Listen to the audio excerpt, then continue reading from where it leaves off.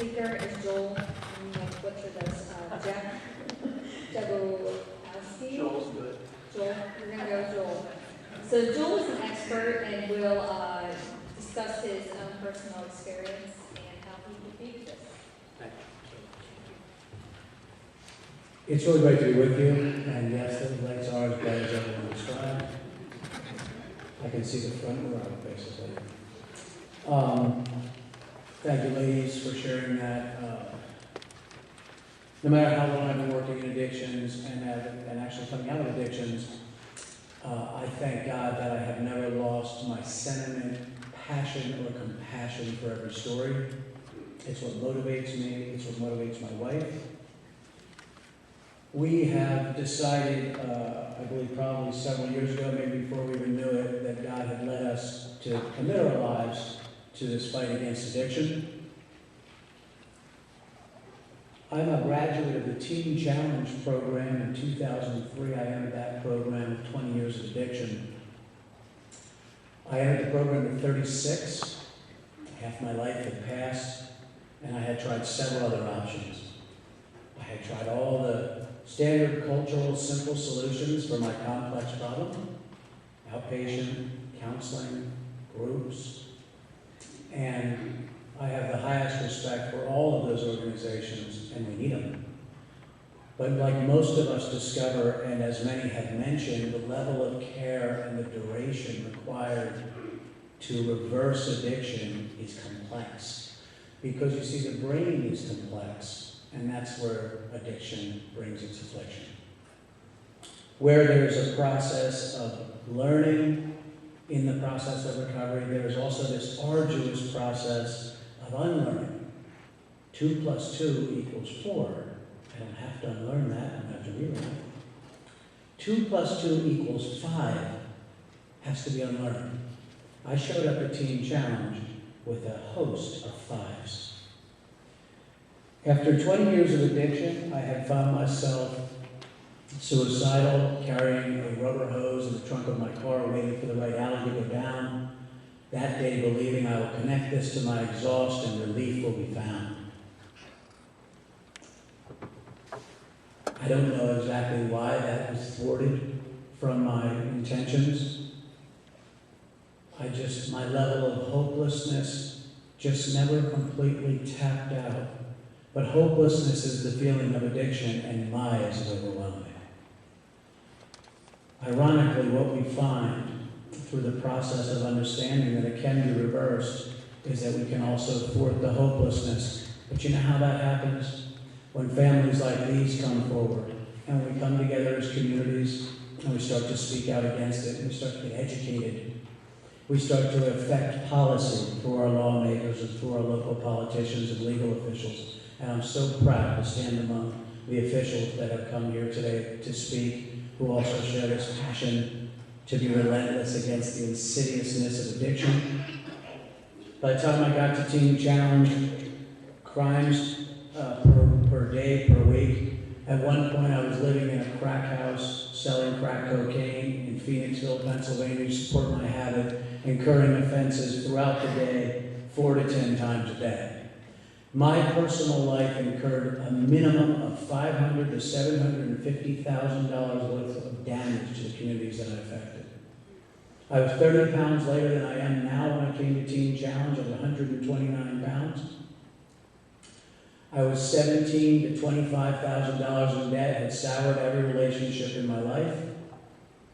I could not believe that I was actually at a place to where I couldn't get out. I swore that eventually, no matter how bad it got, there would be some inner fortitude that would pull me out. No such thing exists.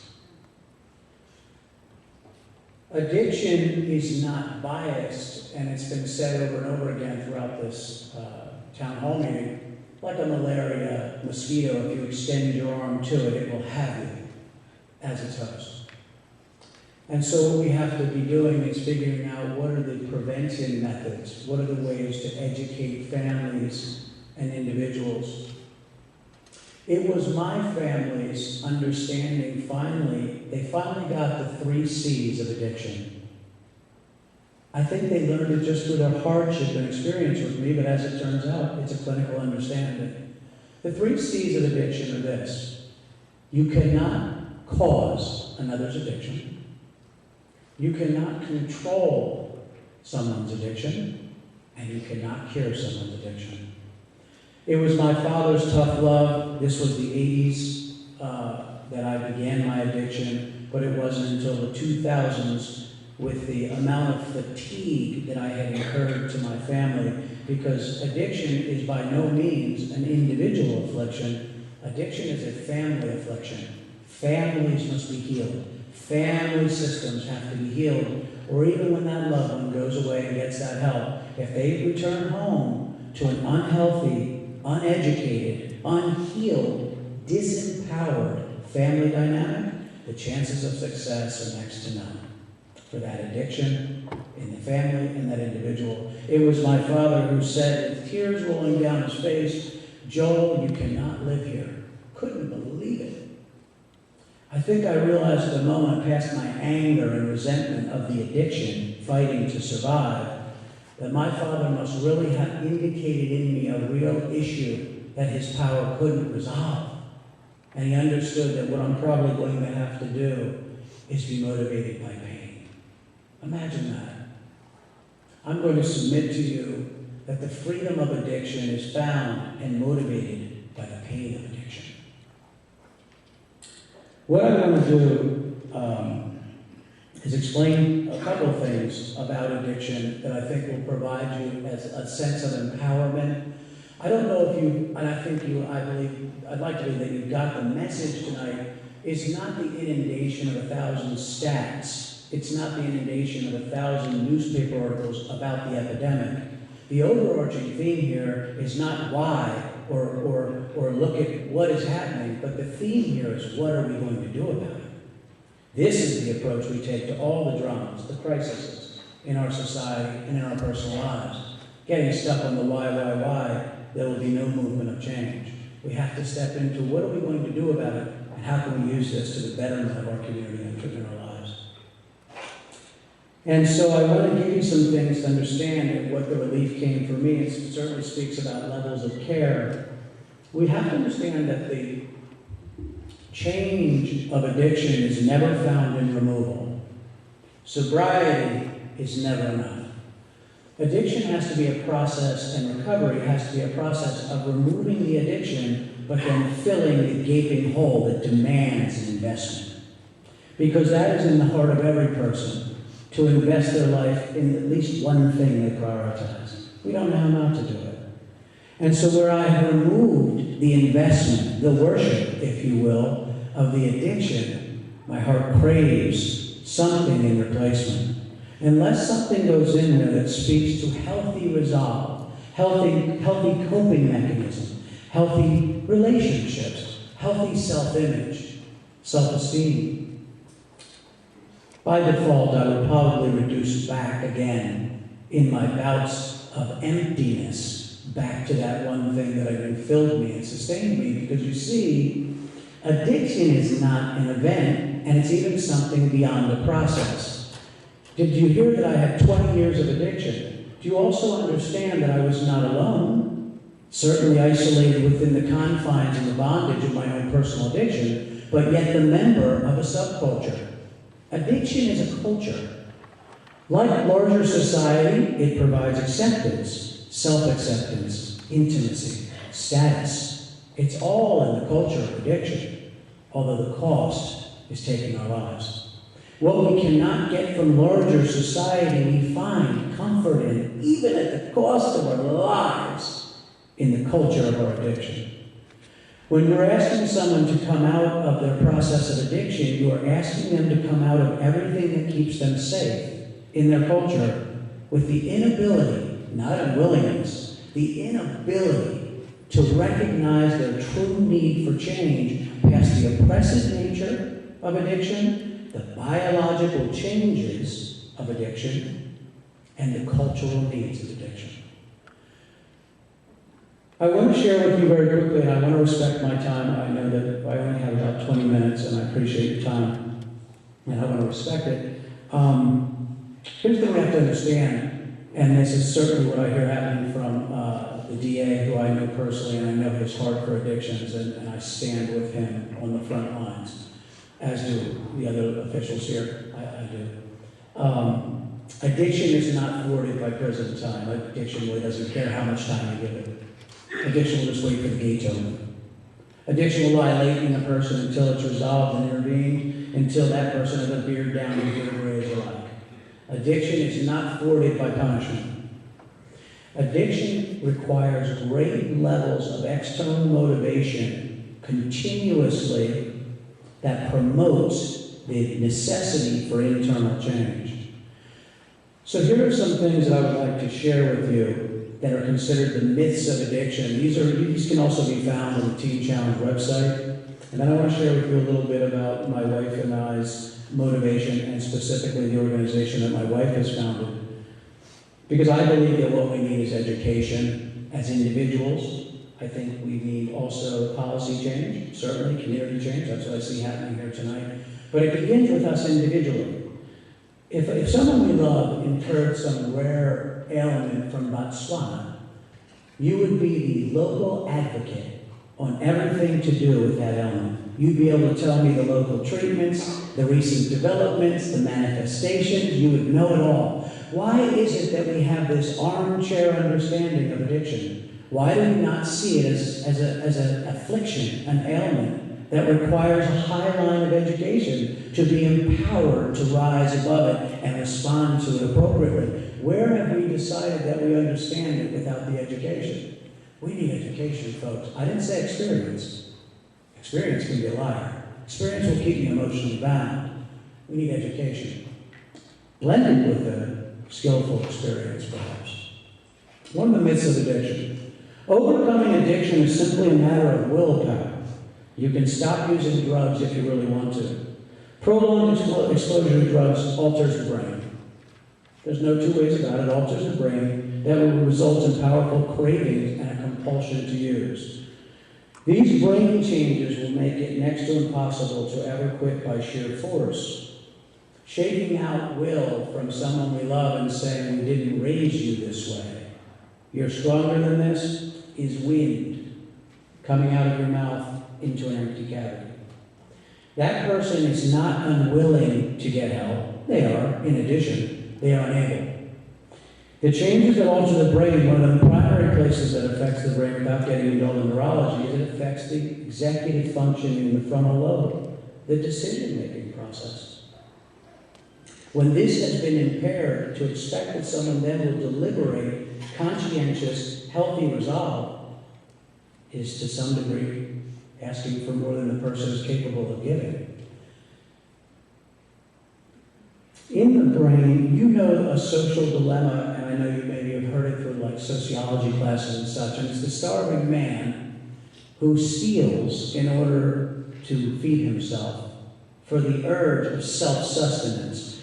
In other words, there's an active part of his brain that understands to some degree, although the man has never been unethical in his life and is revered in his town, he's now caused to step away from his own value system in order to survive.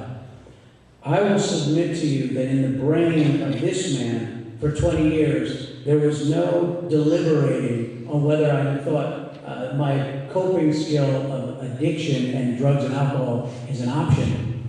In the limbic system of the brain, fight, flight, and freeze, in the addicted mind, affected in the limbic system, the words that come to the brain when the urges come and the conflict faces the addict is not, that would be interesting resolve. The words are survive. Survive. When there is a mechanism and voice inside of the brain of an addict through biological change and oppressiveness, ethics, values will have to be second to survival. The brain screams survive. I don't know why he does these things or she does these things. We never raised her this way. When the brain is screaming survive, the starving man will steal. I'm not making any justification for the fact that a person does not have to own those decisions, especially the decision to have ever picked up to begin with. The process of recovery is absolutely a challenge to that person's level of ownership. and having to own the primary decision to use. But we as family have to also understand that once the addiction is taken into that stage 4 of lifestyle breakdown, dependency, and addiction meaning behavioral manifestation and lifestyle, there is no longer a window for reason. The window now is always closing. As the wind pours from the mouth of the addict incapable of making change, you're always closing. You need treatment and nothing else is an option. And that's finally what my father did. And that's what he sided up my family with, to also understand that we're leaving this decision up to a human being that is incapable of making the right decision for their life. Another myth of addiction.